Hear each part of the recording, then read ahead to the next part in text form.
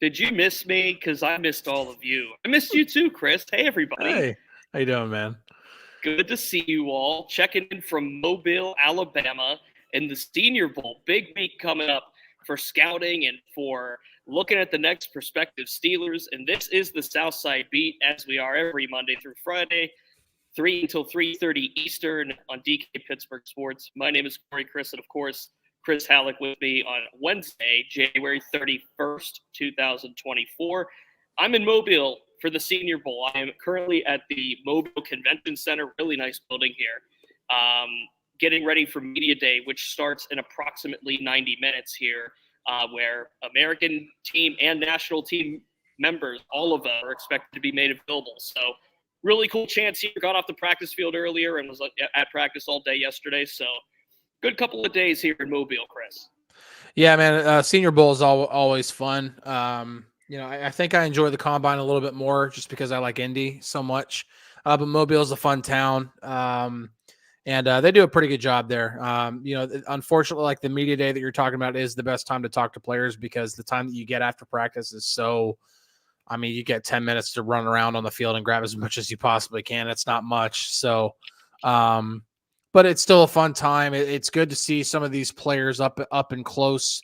How they do with their reps is the first time you're really getting to see, unless you covered them somehow, obviously for you, if you see any Pitt players there, obviously you'll, obviously be familiar and I've already covered those guys. But when we're talking about bringing guys from all over the country, yeah. So it's just, it's a fun time and it's a good way to kick off, getting ready for the draft for sure.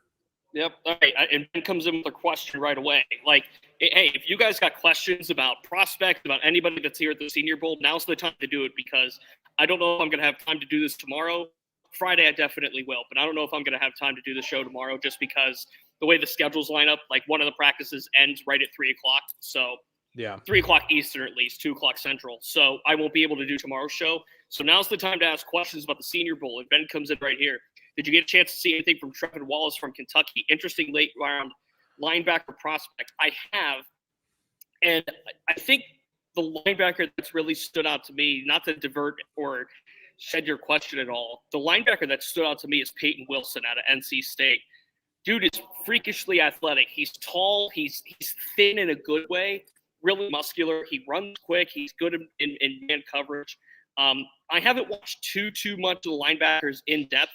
A lot of what I've done, to be honest with you, is track Mike Tomlin and see who Mike Tomlin is going up to and who Mike Tomlin is speaking to. And Chris laughs because it's a hard thing to do in a way because Mike Tomlin, for my money, he might as well be on the staff of the Senior Bowl. He might as well be he might as well be the head coach of the Senior Bowl or one of the teams. He's in every single play as close as he could possibly be. Now, there's other members from the Steelers here, and you'll read it.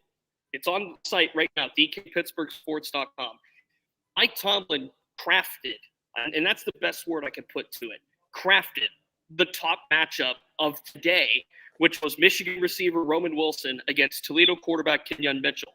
Mitchell's an All-American wide receiver. Wilson caught 12 touchdowns this year. Mike Tomlin has been pulling both of those guys aside separately and talking to them. Today he decided enough's enough. I need to see them go against each other. Mike Tomlin made that matchup and told each other, go against each other one-on-one. And they let him do it. And sure enough, Wilson and Mitchell had their one-on-ones. So you'll see that on the site right now. But right now, I think the positions that the Steelers have looked at the hardest, and this mainly being Mike Tomlin. Now, Omar Khan, Andy Weidl, Terrell Austin are all here as well. There's others, but those four have been on the field at least over these last 2 days. The positions they've looked at really hard: offensive line, defensive line, receiver, quarterback, and DB. So that's where the Steelers are at right now, looking at some of these prospects. Damon asked, who's the best looking center out there? Yeah, you got a few guys who are asking about center right now. Yeah. Go to my story yesterday. Jackson Powers Johnson. He's been moving people like it's nothing. He's been absolutely awesome in this Senior Bowl, the Oregon center. I certainly think he's an option at 20. Yeah, if I can just interject something there that kind of relates to this center thing, because center is going to become a position of talk, not only because of the need there that's already there, but and you will get a much clearer picture of this if you go on dkpittsburghsports.com and read my Chalk Talk piece, which is a full deep dive into Arthur Smith's offense. The Steelers will need to upgrade at center if Arthur Smith is going to bring his, I'm calling it perimeter zone offense. You can call it wide zone. You can call it outside zone. Either way, it is a primary attack point for the running back is off tackle. That is the primary system that Smith has ran both in Tennessee and with Atlanta. You have to have superb athleticism at the center position if you're going to do that. They don't have that with Mason Cole. You have to be able to do that. And so if it's Powers Johnson, then great. That could be an option. I don't think you necessarily just hang your hat completely on that, because who knows? What if he does enough over the remaining days of the Senior Bowl and the Combine and everything else where come draft day, he's not even a viable option at 20, and all of a sudden you're scrambling. So you got to figure out how to address the center position. But shoot, man, it looks like a good fit to me right now, but it is January 31st. We got a long way to go before the draft gets here. Yeah, we haven't seen anything from Cedric Van Pran of Georgia or really much of Zach Frazier from West Virginia. Now, Van Pran was really supposed to be here. He accepted an invite to come here and backed out of it. So, yeah, good comment here from Mark. They said it on the NFL Network. I can confirm this. The unofficial Mayor Mobile. He's everywhere. Yeah. Like, he's the guy that is the most engaged with everybody here. Yep. Van Pran, the Georgia center, is not here. He was supposed to be accepted an invite, is not here. Mm-hmm. Zach Frazier confirmed that he broke his fibula on the last play of West Virginia's season last year. So he's here, but he hasn't been practicing in pads. He's practiced without pads, very slow work, just individual work. But he's not, it doesn't look like he's going to be participating in this game. So if there's a center you're going to watch in this game on Saturday, and I'll be here for the game, it's going to be Powers Johnson out of Oregon. That's going to be the top one to watch, at least coming up this Saturday. Yeah. No, it's center is going to be a big position, and obviously Powers Johnson isn't going to be the only option, and that's why I think the Steelers, if they're really looking at it, possibly you have to look at free agency as well. It will be, considering now that we know who the offensive coordinator is, and there's nothing to suggest right now that Arthur Smith is going to all of a sudden become a very gap, heavy, coordinator and have a gap heavy system. You would assume that it's still going to be predominantly, wide zone, and you're going to need to upgrade at center for that. We already kind of knew center was going to be a position of need anyway. Need to upgrade at center, need to upgrade at tackle. But yeah, it amplifies that even more. And so now all eyes are going to go. I feel like, last year the Senior Bowl was all about cornerbacks, and I feel like while cornerback is still a position of need and will be watched pretty closely, I feel like center is turning into last year's cornerback position. That is, if you're not looking at quarterback, Q-U-A-R-T-E-R back. There's a lot of good ones here between Michael Penix, Bo better Nix class here as well. Well, Spencer last Rattler, year. it is this year's class is pretty good. Yeah, last year's class is pretty good too, though. Bo Nix, Penix, Spencer Rattler, Pratt from Tulane, who, quite frankly, I like Pratt quite a bit. Some good quarterbacks here. Hartman out of Notre Dame, formerly Wake Forest. So, quarterbacks, if you're not looking at quarterbacks, to me, I think the two showstoppers are in the trenches at offensive line and at cornerback, CB. And for me, the highlight reel of the entire weekend, the entire show has been Mitchell out of Toledo. Now, am I saying that just because I know Mitchell from my time covering Toledo football? Maybe, but he also has been arguably the best cornerback here. And, he's been drawing matchups. He intercepted a ball that was intended for Brendan Rice, a.k.a. Jerry Rice's son, that was thrown deep in the end zone, and he tracked it down beautifully and made the play. So, to me, I think this is a really deep Senior Bowl class. It's deep for offensive line. It's deep for center.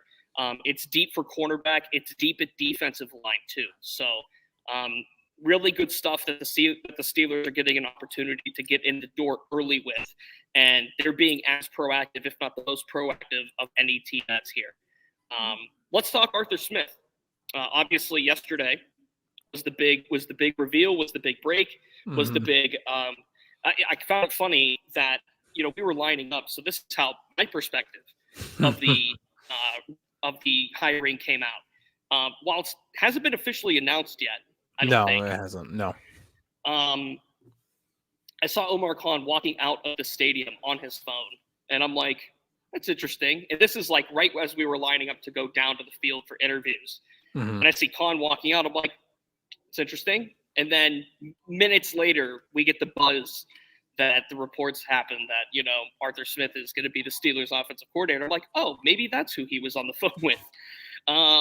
But anyway, Arthur Smith, to me, I'm sure you gave your thoughts yesterday, Chris. And you certainly wrote a really extensive, really good Chalk Talk breakdown of him, which we can discuss. To me, Smith feels like the non-sexy hire that could work. I think this could work. I think this is a viable option. I wouldn't sit here and say they're doomed for all eternity because of his track record as head coach. But if you look at what he did at Tennessee as a coordinator, he was very productive and he had a really good rushing offense. And this is what the Steelers want to do. They want to run the football. They have Najee Harris and Jaylen Warren. And if there's any indication, by the way, that Najee's fifth-year option was going to be picked up, I think this was it. They want to run the football. They want Najee Harris and Jaylen Warren to be 1 and 1A. Art Rooney said it this week as well. They love having Najee and Jaylen in 1 and 1A. And now this is going to give them the opportunity to do that. Now they have to build around it. So I feel like it's a safe option in some respects. It's an option that gives Art Rooney, Mike Tomlin the ability to do what they're built to do as of right now and what they're designing to do. And we'll see if his translation or the success from Tennessee before he became the Falcons head coach can translate into becoming a coordinator again, and this time having a really good set of running backs to dispose of. Yeah, I do think, it wouldn't surprise me if Arthur Smith looks at Najee Harris and thinks that he's Derrick Henry reincarnated. Because, they're both from Alabama. They're both big. They're both physical, both very athletic. Najee, while he hasn't been the most efficient running back, has been productive. I mean, 1,000-yard performances in each of his first 3 seasons. You can't deny that. Obviously yesterday when doing the show, I was about, I'd say knee deep in Arthur Smith information, and then went way, way more into what, turned into a 2,900 word Chalk Talk piece, but, and that's not even including everything that I saw or noticed. So, overall, now that, 24 hours, done a lot more homework. I do feel a little bit better about this hire. I still, don't think it's the perfect hire. I really would have been curious to see, at least, the Steelers interview Clint Kubiak, but who knows? If you wait that long, maybe Arthur Smith isn't available. Right. And you can't necessarily, it's kind of the same thing that we're talking about with, hanging your hat on one guy in the draft at center, because if you go in and you don't end up getting that guy, you've swung and missed, and now you didn't properly address the position. And, the Steelers know that Clint Kubiak is going to be highly sought after. There might be a handful of teams that,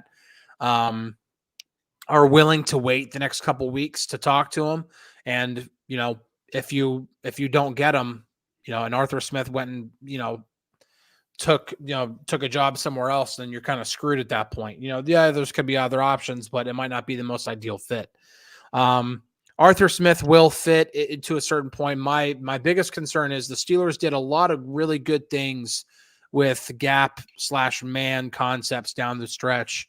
And as I've already talked about, Smith's, running scheme predominantly focuses on using wide zone and stuff like that. So I kind of wonder how the Steelers personnel is going to fit. But then again, while that is a concern with the way the roster is constructed right now, we've seen even last year what Omar Khan and Andy Weidel will do in one offseason. We haven't seen free agency start yet. We haven't seen the draft yet. This roster could look very, very different come OTAs or minicamp. So I sitting here and saying that this is a bad hire with the way the roster looks right now is absurd. Incomplete is the word. I just say absurd, honestly. I even saw there were some people who were really like the sky was falling so bad that it was a slight upgrade over Matt Canada. Like, come on. Yeah, I wouldn't go that far. I think right now the roster's incomplete. I think there are many pieces that need to be brought in for the offense at least, and I'm talking about center, tackle, wide receiver at minimum. Those three, maybe even another tight end. Now, looking at the defense is a whole different story, but when we're talking about what Arthur Smith could potentially do with the personnel that's currently in Pittsburgh, I think the narrative that he doesn't use his weapons is kind of false. I think Drake London got plenty of targets, and Kyle Pitts got plenty of targets, and Bijan Robinson got plenty of looks at running back. And I think that narrative that's painted that, well, because their productions aren't great, then they're not used. That's not true. It's just a matter of researching it. So I think that there's going to be a little bit of an adjustment as far as not just the personnel, but the way that they're used. I don't know if George Pickens is going to be used the same way that Matt Canada used him. I don't know if Deontay Johnson's to be used the same way that Matt Canada used him. I'm curious to see what they do for a wide receiver 3 because it's not going to be Calvin Austin. So if that comes from the draft, if that comes from drafting a true slot receiver, okay, I'm going to use Roman Wilson as an example, okay? Roman Wilson's 6 feet tall. He's fast. He has strong hands. He's getting compared to kind of like Tank Dell almost. And he caught 12 touchdowns last year. Pretty good production. And if you could get a guy like that day 3 that could fill the slot or late day 2, okay. So there's options. The Steelers have plenty of options, and right now this roster is far from complete. And now that you have the coordinator set in, they're going to be able to kind of tailor exactly what they're going to do in the draft and then or in free agency and then the draft to all of that. Yeah, it's I do think, yesterday, the immediate reaction, across social media and even a little bit in here, it wasn't nearly as volatile in here, but the comment section on the main news story on the site, over 500 comments on that story, man. It was, the sky was falling for a lot of people. And I think things have calmed down a little bit today. I know that I'm not the only one who wrote something that did a deep dive. I know some other outlets have done something too. And I think the more people get familiar with what Arthur Smith has done, especially as offensive coordinator in Tennessee, not as a head coach, there is a difference there. You can't ignore what happened in Atlanta, but I take more from what he did in Tennessee than what he did in Atlanta, because in Tennessee, he was the offensive coordinator. He wasn't a head coach, also worrying about the defense, also worrying about special teams, also worrying about overall responsibilities of being a head coach. It is a completely different dynamic. And so Sebastian Sanchez actually brings something up that's pretty interesting here. People keep complaining because Munchies is not coming back to Pittsburgh. I know that there are ties there. Munchak obviously with ties to Tomlin, ties to Smith. Based off of what I've heard here recently, I'm pretty sure Pat Meyer is sticking around. So I don't think that's breaking news or anything like that. I do think Pat Meyer's staying around. I until everything's set in stone. I don't want to say that necessarily. I think everybody on the offensive staff is kind of on alert right now. Some guys could stay, some guys could go. But I think the guy who actually might be most safe right now is Pat Meyer. Yeah, so I would be shocked if Munchak came back. Another one from the Senior Bowl here. Mark says Roman Wilson looked darn good in Senior Bowl practice yesterday. He's going to help someone right away. Mark, again, you guys give me great opportunities to plug things, and I'll do it. If you go to DKPittsburghSports.com right now, you'll read not just about Roman Wilson, but about Toledo quarterback Kenyon Mitchell and how Mike Tomlin, had his prince, almost like the marionette puppeteer, saying, dance. And guess what? Those two danced, and they were really good dances. And there's good highlights. So you want to check that out. And Mike Tomlin, and you'll see the photo on the website. Mike Tomlin's here. The play's right here. I mean, he can't be any more in the play than he is. So there's your Roman Wilson bit. There's your Senior Bowl bit. There's going to be a lot more coming. Media day starts in about an hour or so. from here. So going to be talking to players, going to have a Friday Insider up for Friday morning, just with nuggets from the Senior Bowl and people who I've spoken to and what's happening, what could the Steelers be doing. So a lot of that. That's what I'm going to be doing over the next several days here. And then I'll be covering the game. So checking out what's going on here in Mobile. Good week so far. And, we'll see what happens with Media Day. It'll be a lot of fun, though. Yeah, it's the Senior Bowl is fun. I really did enjoy. Last year was my first year covering it, and it was a lot of fun. I know you're going to get to go cover the Combine. Combine's a lot of fun, too. Also, update, I will be going to cover the owners' meetings. There you go. In late March, so I'm excited to go do that. That's when we'll find out some new rules that might be, coming out or passed or whatever like that. And it's, not as sexy of a time, but it's still a fun event to go to. And we'll get a nice in-depth chat with Tomlin there. Actually, that will be the next time I think Tomlin addresses the media. Because I don't think he addresses the media at the Combine. I don't remember him addressing the media at the Combine. Omar Khan will speak at the Combine. We tried to track him down yesterday. Yeah, me being myself and other media, we tried. Not working. Did not work. Nope. Bob asked, "Will I be getting a big plate of crawfish?" Catering's setting up like 20 feet that way. Can I show? I can actually see they're setting up. So catering's actually setting up over there. I don't know what's for lunch or dinner, but I guess I'll find out pretty soon. I don't know if it's crawfish. I mean, by the bay, kind of. Mobile's a cool town. I'm enjoying it so far. Yeah, it's fun. Yeah. So. I also love the fact that you'll appreciate this. We talked about it before we went live.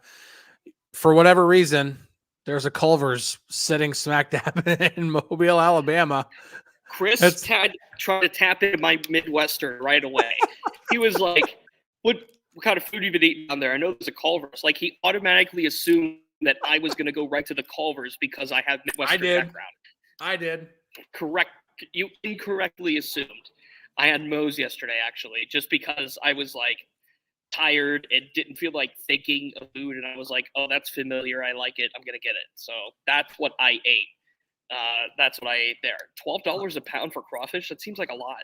That seems like it's well, steep. seafood is expensive. Now Seafood's there's also a raising. So obviously, whenever I went to cover the Senior Bowl, I was obviously living up in Pittsburgh at the time, and Raising Cane's was not around, and so whenever I went down to Mobile and I saw Raising Cane's, I was all over that. There's one in Oakland now. I do know that. I do know that there's one in the area. Yeah, if we ever make our way back up there for whatever reason, I will be hitting up Raising Cane's for sure. Bob says the Butterburger's in your heart. Listen, Bob, you listen. I'm not Culver's guy. I'm a Swenson's guy. I'm a Northeast Ohio kid. Swenson's is the move. Based in Akron, spread across Northeast Ohio. You go to Swenson's, you get a Galley Boy, you get Cajun Teasers, and you get a California to drink. Swenson's, if you're listening, and I know that you are, please hear my words. Get one in Pittsburgh. We need you. We need you. I miss you, and I love you. Culver's is they good, Raising man. Cane's in Maui. How about that? Heck yeah. Steeler Girl 808, not for nothing. If I ever went to Maui and got Raising Cane's, that's not good. I need to go to Maui and get some good, authentic, I guess I would say Hawaiian food. Spam. Stop it. I'm going with the 51st date stereotype on that one. That's funny. Oh, see, Jeff, Swenson's chili. I haven't had the Swenson's chili. Just because when I go to Swenson's, it's always has been Galley Boy, Cajun Teasers, and a California. Not the Ohio, not the California, or not the Florida, the California. You got to get the California to drink. For those that don't know, the California is like a grape. It's like a grape soda spritzer, and it's fruity and it's delicious, and it just chills you down after you have the greasy burgers. It's nice and good, and I really fell in love with it when I was working in Akron in a radio station in Akron when I was interning there when I was in college, and they would send me on Swenson's runs like once a week, sometimes twice. So that's where I fell in love with it. Spam and eggs in general is good, by the way, Rick. Not a spam fan. I don't do spam or Vienna sausage or anything like that. Oh. Well, I'm going to get going here. Do you have a final? Yes, Swenson's exists, Jim. It does. Do you have a final thought, Chris? I'm going to get rolling here pretty soon. Yeah, no, obviously, I think, as we continue to move forward and the days, roll along and we continue to, tomorrow we're flipping the calendar to February. I think people are going to, try to, hopefully, buy in a little bit more to what the Steelers are doing with the Arthur Smith hire. Like I said, I don't think it's the perfect hire, but I think it's a hire that is intriguing enough. This guy accomplished quite a bit as an offensive coordinator. The Steelers have similar personnel to what the Titans had back then. There are some concern over like how, his system will overall fit with the current personnel, but I want to see what the Steelers do in free agency in the draft and how the roster will look after that before I try to make any kind of like final predictions of like how I feel or how this offense is going to do. I think it's going to be better than what we saw last year. I think that's a pretty easy, guess to say. It's not that's a pretty low bar. Right. But I think there's a lot of potential. I do. I don't think it's necessarily the highest ceiling. But I think they can accomplish quite a bit, and I think they'll be able to score points. Maybe not in bunches like you'll see the Chiefs do or Bills do at times. But if they can help keep those quarterbacks off the field and finish more drives with touchdowns while racking up time of possession, they'll win a lot of football games and they'll give themselves a chance to compete deep into January for sure. Yep, I agree. Darren, thank you for being a member for 9 months. We appreciate you. It, we appreciate all of you who are members, and if you're not members, consider joining. We appreciate that, and it will go a long way to help us. My final thought's more of a plug. Plenty of coverage for Mobile for the Senior Bowl is on DKPittsburghSports.com. It's in a Steelers feed, kind of bullet point form on the practices. And then there's a story from yesterday on Jackson Powers Johnson and the offensive line prospects that Mike Tomlin was looking at. And then today's story, as I mentioned, kind of the showdown between Roman Wilson and Kenyon Mitchell. So you're not going to want to miss those. More coverage to come from Mobile. I'm getting set to attend Media Day here pretty soon. So we will sign off for today. Chris will be with you tomorrow. I will not be. I will still be in practice by the time the show gets going. And then I will rejoin us on Friday. So DK and Ramon coming up in about 30 minutes. Stay tuned for that. He's Chris Halicke. I'm Corey Crisan. This has been the Southside Beat, live from Mobile. Talk to you soon. Cheers, everybody. Have a good one.